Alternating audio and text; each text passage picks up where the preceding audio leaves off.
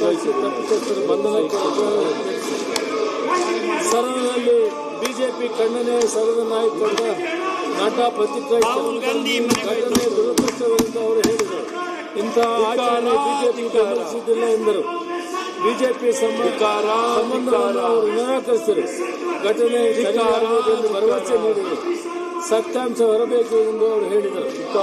ಸಭಾಪತಿಯವರ ಗಂಭೀರ ಪ್ರತಿಕ್ರಿಯೆ. ರಾಜ್ಯಸಭೆಯಲ್ಲಿ ಗಂಭೀರ ಚರ್ಚೆ ನಡೆಯಿತು.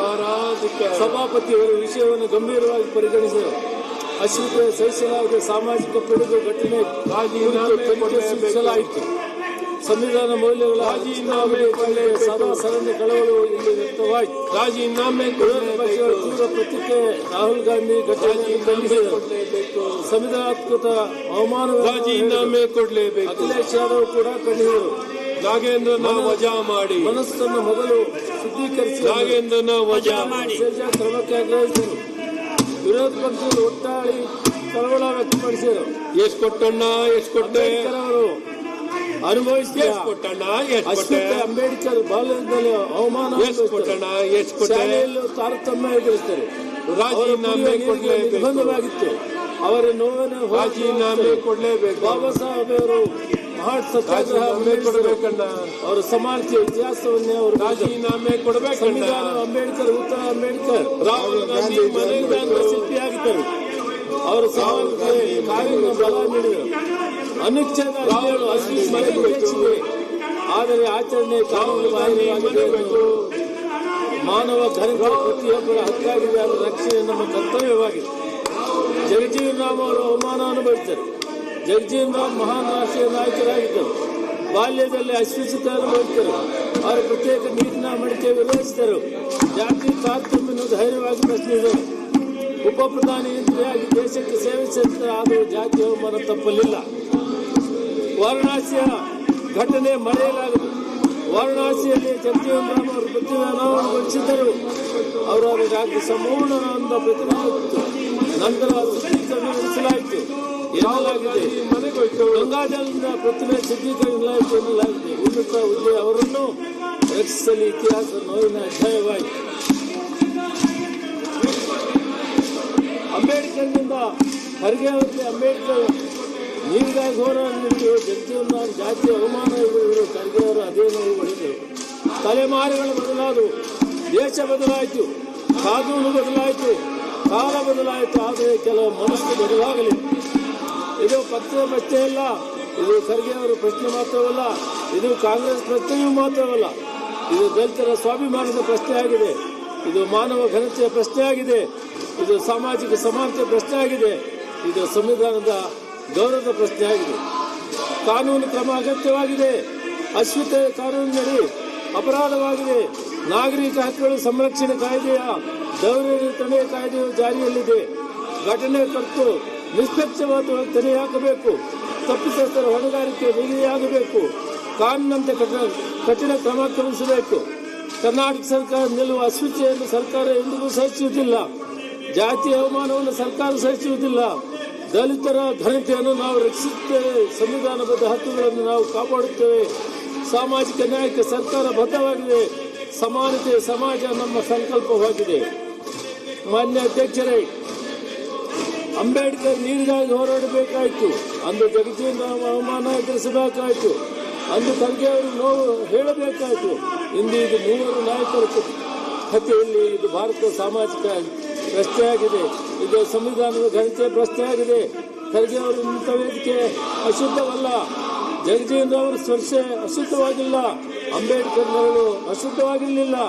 ಅಶುದ್ಧವಾಗಿರೋದು ಜಾತಿವಾದ ಮನಸ್ಥಿತಿ ಮಾತ್ರ. ಸ್ಥಳದ ಶುದ್ಧೀಕರಣ ನಮಗೆ ಬೇಕಿಲ್ಲ. ಮನುಷ್ಯನ ಶುದ್ಧೀಕರಣ ನಮಗೆ ಬೇಕಾಗಿದೆ. ಜಾತಿಗಿಂತ ಮಾನವೀಯತೆ ದೊಡ್ಡವಾಗಬೇಕು. ಒಂದು ಸಮಾನತೆ ನಮ್ಮ ಬದುಕಾಗಬೇಕು. ನಮ್ಮ ಸಂವಿಧಾನ ನಮ್ಮ ನಡೆ ಆಗಬೇಕು.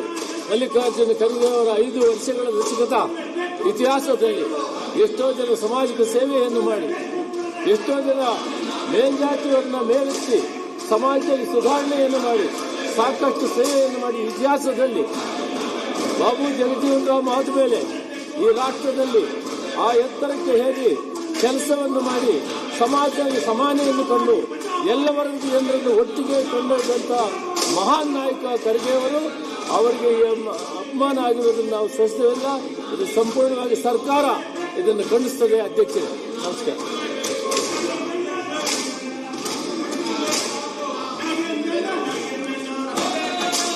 ಸಚಿವರೇ, ಬಚ್ಚೇಗೌಡ್ರೆ ಸಭಾಧ್ಯಕ್ಷರೇ, ಇದನ್ನ ಖಂಡಿಸಿದ್ರೆ ಸಾಲದು. ಸರ್ಕಾರದ ಕಡೆಯಿಂದ ಸರ್ವಾನುಮತದಿಂದ ನಿರ್ಣಯ ಆಗಬೇಕು. ಆ ನಿರ್ಣಯನ ನಾವು ಕೇಂದ್ರ ಸರ್ಕಾರಕ್ಕೆ ಕಳಿಸಬೇಕಾಗಿದೆ. ಖಂಡಿಸಿದ್ರೆ ಸಾಲದು. ಬಿಜೆಪಿ, ಜೆಡಿಎಸ್, ಕಾಂಗ್ರೆಸ್ ಯಾರೇ ಆಗಲಿ ಸರ್ವಾನುಮತದಿಂದ ಈ ಒಂದು ಸದನದಿಂದ ತೀರ್ಮಾನ ಆಗಬೇಕು. ಈ ರೀತಿಯಾದಂತ ಕೃತ್ಯಗಳನ್ನ ಸಹಿಸೋದಿಲ್ಲ. ಈ ರೀತಿಯಾದಂತ ಕೃತ್ಯಗಳನ್ನ ಒಪ್ಪಕ್ ಸಾಧ್ಯವಿಲ್ಲ ಅಂತೇಳಿ ನಿರ್ಣಯ ಆಗಬೇಕಾಗಿದೆ. ಬರೀ ನಾವು ಅದನ್ನ ಇಲ್ಲಿ ಕೂತು ನಾವು ಅದನ್ನ ಒಪ್ಪದೇ ಇದ್ರೆ ಸಾಲದು.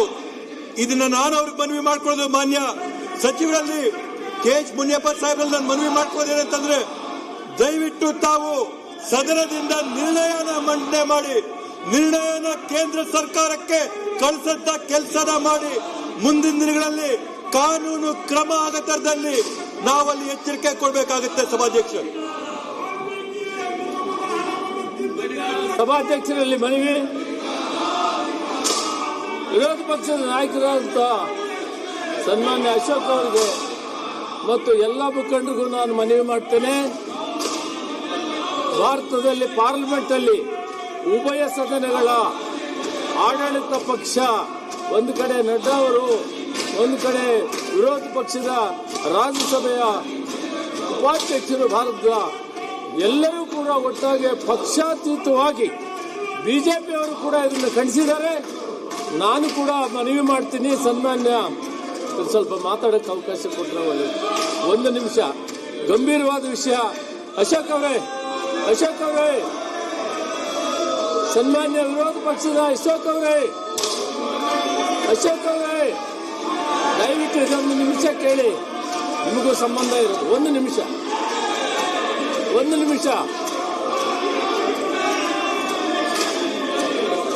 ತಾವು ಹೇಳಬೇಕು ಅಂತ ನಾನು ಮನವಿ ಮಾಡ್ತೀನಿ. ತಾವು ದಯವಿಟ್ಟು ಅವರಿಗೆ ಮಾರ್ಗದರ್ಶನ ಕೊಡಬೇಕು.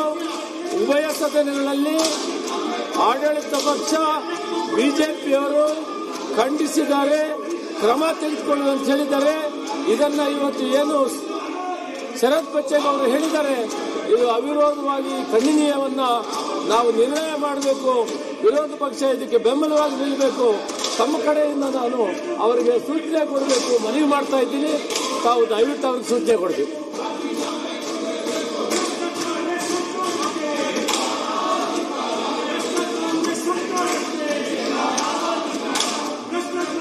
ಸನ್ಮಾನ್ಯ ವಿರೋಧ ಪಕ್ಷದ ನಾಯಕರೇ, ಈಗಾಗಲೇ ಸನ್ಮಾನ್ಯ ಸೋಷಿಯಲ್ ವೆಲ್ಫೇರ್ ಸಚಿವರು ತಮ್ಮಲ್ಲಿ ಒಂದು ವಿನಂತಿಯನ್ನ ಮಾಡ್ಕೊಂತ ಇದ್ದಾರೆ. ಅವರು ಕೆಲವು ವಿಚಾರಗಳನ್ನ ಪ್ರಸ್ತಾಪ ಮಾಡ್ತಾ ಇದ್ದಾರೆ. ದಯವಿಟ್ಟು ಅದನ್ನ ಹೇಳಿ ಒಂದು ನಿರ್ಣಯಕ್ಕೆ ಬರಬೇಕಾಗಿ ವಿರೋಧ ಪಕ್ಷದ ಸೂಚನೆ. ನಿಮಗೂ ಸಂಬಂಧ ಇದೆ. ಕೇಂದ್ರ ಸರ್ಕಾರ ಖಂಡನೆ ಮಾಡಿದೆ, ಬಿಜೆಪಿ ಖಂಡನೆ ಮಾಡಿದೆ. ಇದಕ್ಕೆ ಈ ಖಂಡನೆ ಮಲ್ಲಿಕಾರ್ಜುನ ಖರ್ಗೆ ಅವರು ರಾಜ್ಯದ ಅತ್ಯಂತ ಹಿರಿಯ ನಾಯಕರು. ಈ ರಾಜ್ಯದಲ್ಲಿ ನಾನಾ ಹುದ್ದೆಗಳಲ್ಲಿ ಕೆಲಸ ಮಾಡಿ ಇವತ್ತು ರಾಜ್ಯಸಭೆಯಲ್ಲಿ ವಿರೋಧ ಪಕ್ಷದ ನಾಯಕರಾಗಿದ್ದಾರೆ. ಅಖಿಲ ಭಾರತ ಕಾಂಗ್ರೆಸ್ ಸಮಿತಿಯ ಅಧ್ಯಕ್ಷರಾಗಿದ್ದಾರೆ. ಒಬ್ಬ ನಮ್ಮ ರಾಜ್ಯದ ಹೆಮ್ಮೆಯ ಪುತ್ರ ಅವರು. ಕರ್ನಾಟಕ ಸರ್ಕಾರ ಅವರಿಗೆ ದಲಿತರು ಕಾರಣಕ್ಕೆ ಅವಮಾನ ಮಾಡಿರುವಾಗ ಅದರ ಬಗ್ಗೆ ವಿರೋಧ ಪಕ್ಷದವರು ಇಷ್ಟು ತಾತ್ಸಾರ ತೋರಿಸ್ತಾ ಇದ್ದಾರೆ ಅಂತ ಹೇಳಿದ್ರೆ, ಇದು ಇವರು ಕೂಡ ದಲಿತ ವಿರೋಧಿಗಳು. ಅಲ್ಲಿ ಖರ್ಗೆ ಅವರಿಗೆ ಅವಮಾನ ಮಾಡಿರೋದು ಬಿಜೆಪಿ ಅವರು. ಇವತ್ತು ಈ ಬಿಜೆಪಿ ಪ್ರತಿಪಕ್ಷದವರು ಅಲ್ಲಿಯ ಬಿಜೆಪಿ ಕಾರ್ಯಕರ್ತರನ್ನ ಸಮರ್ಥನೆ ಮಾಡುವ ರೀತಿಯಲ್ಲಿ ಸದನದಲ್ಲಿ ನಡೆದುಕೊಂಡು ಇವತ್ತು ಆ ಮಾಡಿರುವ ಅಪರಾಧದ ಕೃತ್ಯ, ಸಂವಿಧಾನ ಬಾಹಿರ ಕೃತ್ಯ, ದಲಿತರ ಅವಮಾನಕ್ಕೆ ಇವತ್ತು ಇವರು ಕೂಡ ಪರೋಕ್ಷವಾಗಿ ಬೆಂಬಲಿಸ್ತಾ ಇದ್ದಾರೆ. ಈ ವಿಷಯದಲ್ಲಿ ಸರ್ವಾನುಮತದಿಂದ ಈ ಖಂಡನಾ ನಿರ್ಣಯವನ್ನ ಮಾಡಬೇಕು ಅಂತೇಳಿ ಸದಸ್ಯರು ಕೇಳ್ತಾ ಇದ್ದಾರೆ, ಮಾನ್ಯ ಮಂತ್ರಿಗಳು ಕೇಳ್ತಾ ಇದ್ದಾರೆ. ಅದಕ್ಕೆ ಕೈ ಜೋಡಿಸೋದು ಬಿಟ್ಟು ಅದನ್ನ ವಿರೋಧ ಮಾಡುವ ರೀತಿಯಲ್ಲಿ ಪ್ರತಿಪಕ್ಷದವರು ನಡೆದುಕೊಳ್ತಾ ಇದ್ದಾರೆ. ಇವತ್ತು ಖರ್ಗೆ ಅವರ ಅವಮಾನಕ್ಕೆ ಇವರು ಕೈ ಜೋಡಿಸಿದ್ದಾರೆ. ಅಲ್ಲಿರುವ ಬಿಜೆಪಿ ಕಾರ್ಯಕರ್ತರಿಗೆ ಇವರು ಬೆಂಬಲ ಕೊಡ್ತಾ ಇದ್ದಾರೆ. ಇವರು ದಲಿತ ವಿರೋಧಿ ಮನೋಭಾವಕ್ಕೆ ಇವರು ನಡೆದುಕೊಳ್ತಾ ಇದ್ದಾರೆ. ಸಾಕ್ಷಿ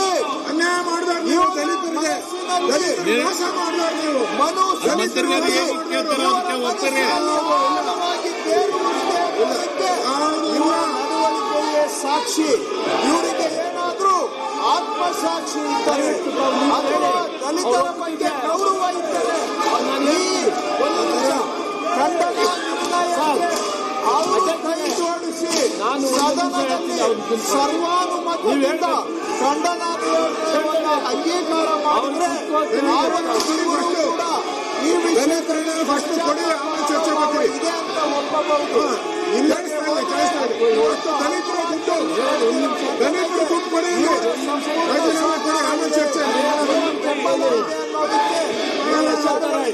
ಸಾಕ್ಷಿ ದೇಶದ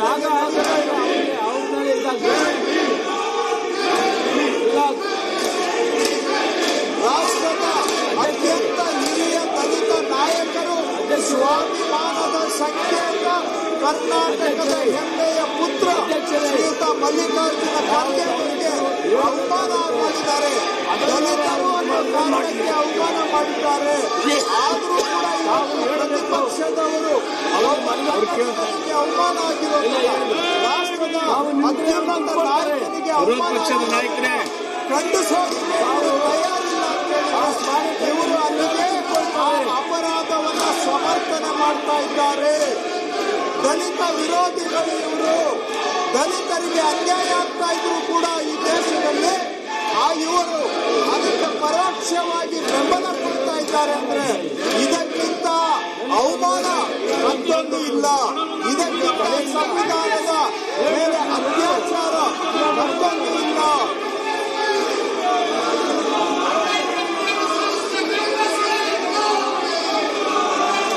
ದಲಿತ ವಿರೋಧಿ ಬಿಜೆಪಿಯವರು ದಲಿತ ವಿರೋಧಿಗಳು. ಧಿಕ್ಕಾರ ಧಿಕ್ಕಾರ ಧಿಕ್ಕಾರ ಧಿಕ್ಕಾರ ದಲಿತ ವಿರೋಧಿ ಧಿಕ್ಕಾರ ಧಿಕ್ಕಾರ ದಲಿತ ವಿರೋಧಿ ಬಿಜೆಪಿಗೆ, ದಲಿತ ವಿರೋಧಿ ಬಿಜೆಪಿಗೆ, ಬಿಜೆಪಿಗೆ,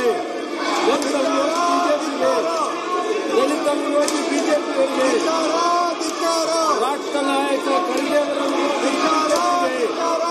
ದಲಿತ ವಿರೋಧಿ ಬಿಜೆಪಿಗೆ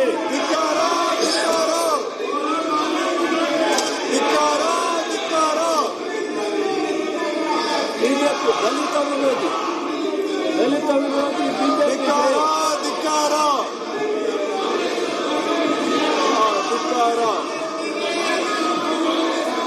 ಅಶೋಕ್ ಅವರೇ, ವಿರೋಧ ಪಕ್ಷ ಬಿಜೆಪಿಯವರು ದಲಿತ ವಿರೋಧಿ ನೀತಿಯನ್ನು ಈ ಸದನದಲ್ಲೂ ಕೂಡ ಸಾಬೀತು ಮಾಡ್ತಾ ಇದ್ದಾರೆ.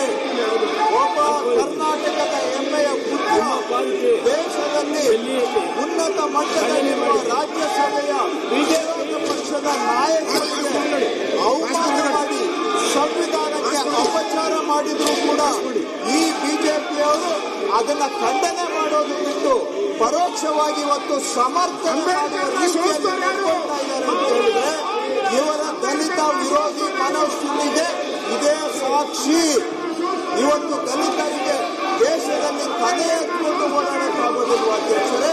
21ನೇ ಶತಮಾನದಲ್ಲೂ ಕೂಡ ಒಬ್ಬ ದೇಶದ ಅತ್ಯಂತ ಹಿರಿಯ ನಾಯಕ ಬಂದ ಜಾಗವನ್ನ ಇವರು ಶುದ್ಧೀಕರಣ ಮಾಡ್ತಾರೆ ಅಂತ ಹೇಳಿದ್ರೆ ನಾವು 21ನೇ ಶತಮಾನದಲ್ಲಿ. ಹೆಚ್ಚಿನ ವಿಡಿಯೋಗಳಿಗೆ ಪ್ರತಿಧ್ವನಿ ಯೂಟ್ಯೂಬ್ ಚಾನೆಲ್ ಸಬ್ಸ್ಕ್ರೈಬ್ ಮಾಡಿ, ಬೆಲ್ ಐಕಾನ್ ಕ್ಲಿಕ್ ಮಾಡಿ.